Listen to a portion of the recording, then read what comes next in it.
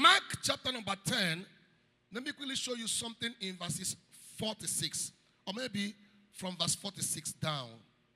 And they came to Jericho, and as he went out of Jericho with his disciples and a great number of people, blind Bartimaeus, the son of Timaeus, sat by the highway side begging. And when he had heard that it was Jesus of Nazareth, he began to cry out and say, Jesus, thou son of David, have mercy on me. And many charged him that he should hold his peace, but he cried the more, great deal, thou son of David, have mercy on me. And Jesus stood still and commanded him to be called. And they called the blind man, saying unto him, be of good comfort, rise, he called thee. 50. And he, casting away his garment, rose and came to Jesus. And Jesus answered and said unto him, what wilt thou that I shall do unto thee? The blind man said unto him, Lord, that I might receive my sight. And Jesus said to him, go thy way, thy faith had made thee whole. And immediately he received his sight and followed Jesus in the way. Breaking family limitations. Please listen. There are lots and lots of things that happen, especially from this side of the world, which are not normal. It doesn't happen any other place. They have their own peculiar things that happen within their territory. And there are some things that are very peculiar within our own territory. One of such things is what I call family limitations. In a place like America, somebody can give birth to you, and by the time you're getting up to 50, 60 years, you are an old people's house candidate. He doesn't care about you. He moves on with his life. Father and mother, they are getting old. They dump you in old people's house and go their way. They might or might not come to see you. Apart from certain people that have a similar culture that can be likened with us, like people living around the Texas area and all that. They can go to where the old people's house and see their parents and all that. Otherwise, they don't care about you.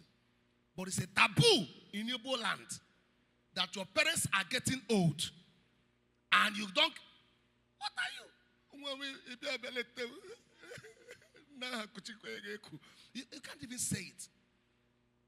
Somebody is the first daughter and the mother is getting old. The father is getting old. You will go to the village and carry the mother and bring him to the house. Mama and one him get married with that's our culture. Whatever thing is our culture. I'm just showing you certain things that have to do with people. Now, the place where we read, they have a very strong culture.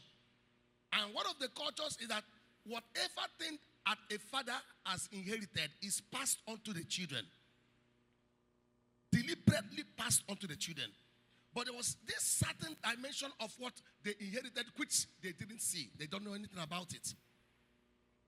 Blind Bartimaeus is called Bartimaeus.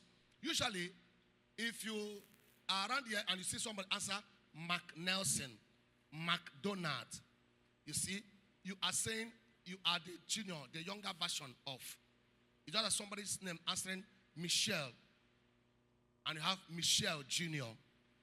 Now, that is what it was. In their own time, this is a family, and Bartimaeus represented the third generation. Please listen because I'm ending now. He represented the third generation. His grandfather is a person that had a challenge.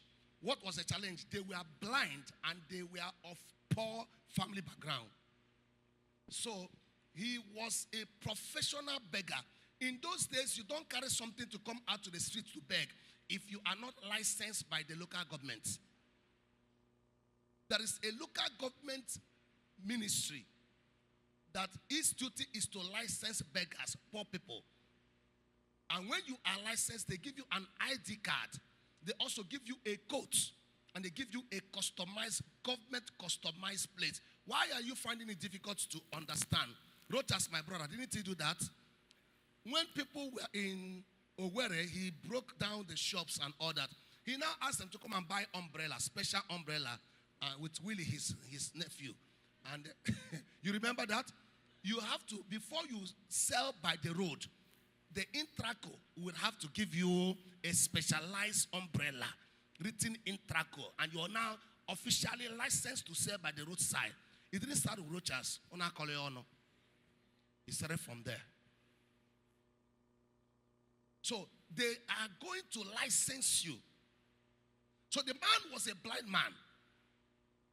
And so he was licensed, given a coat and given a plate. So he began to beg. Finally, with begging, he was able to marry his wife. And when he got married to the wife, he gave birth to a son. The powers that controlled their family made his first son blind. And he began to shout, "What happened to my son? My son is blind. Others were free, but the first son was blind." Well, when he was about to retire, he handed over the coat, because it's one for every family. He handed over the coat and the beggar's plate to his son. And his son continued from where he stopped, thinking that will be the end of it in their generation. The son married and gave birth to his grandchild called Bartimaeus, the son of Timaeus.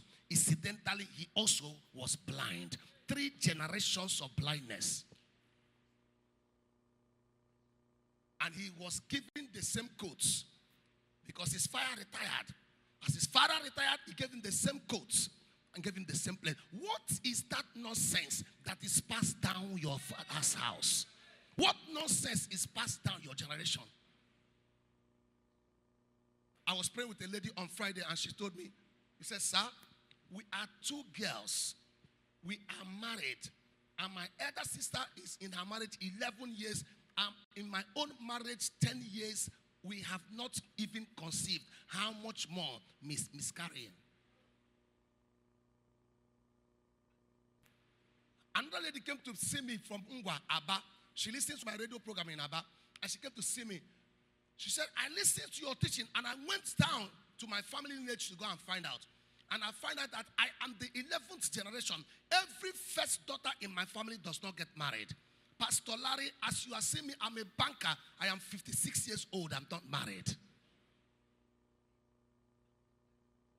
All my sister's children, because we have 7 girls and 1 boy. The rest of them, they are married. They all married on time. In my family, the younger, they're just..." He said, "My last sister married at 21 years old. My kid sister, I carried her 21 years. Her daughter, as I'm talking to you right now, as I'm talking to her, is almost 8 years. The other ones, their daughters are grown.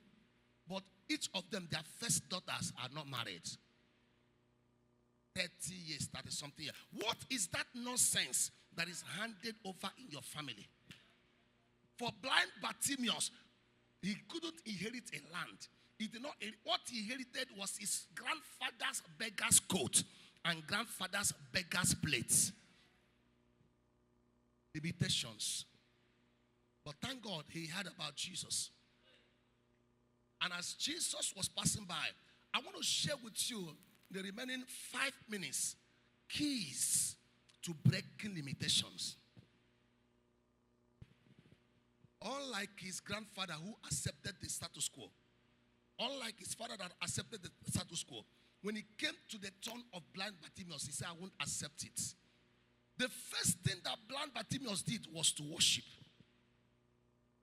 When he heard that Jesus was passing, he couldn't see Jesus, but he knows what he can do with his voice and his body. The Bible said he began to scream, "Jesus, thou son of David." Hold on. Let me explain something. Anytime you want to praise somebody, if you have been to Yoruba land, you will know that if anything is happening, whether it is small Owambe or big Owambe, there are praise singers they normally bring. As somebody is coming, you see them, they begin to, they are talking drum. Mishael, Aduku, Adamarama, Adejadana, whatever they say. I can't say it in Yoruba, I don't know how to speak. They begin to sing. And now the Anambras, this side of the nation, they know how to. They know how to.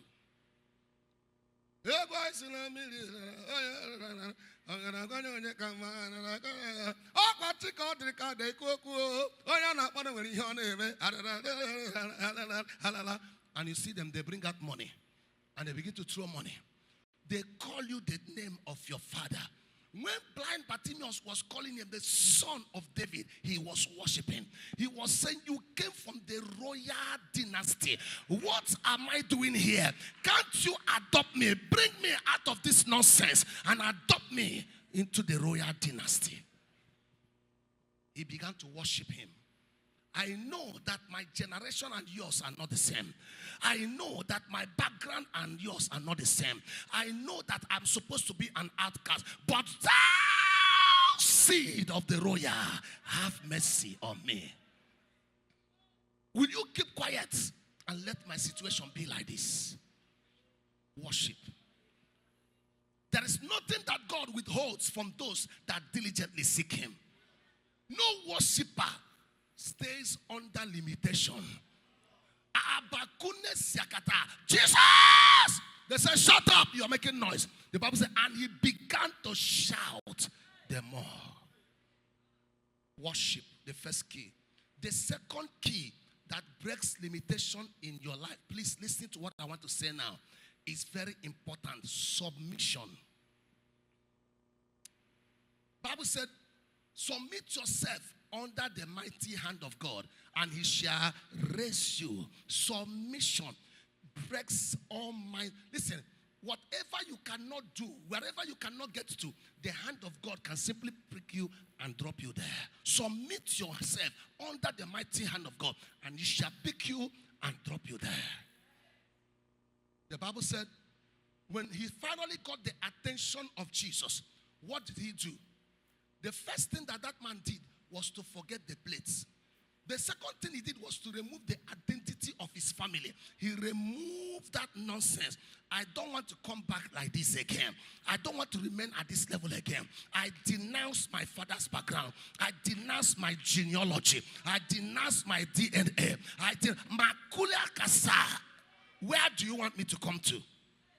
He submitted to the anointing of the house. And when he met his presence, he never went back the same. He didn't come back. That's an act of faith, the third key. He that must come to God must believe that he is, and that he's a rewarder of those that diligently seek him.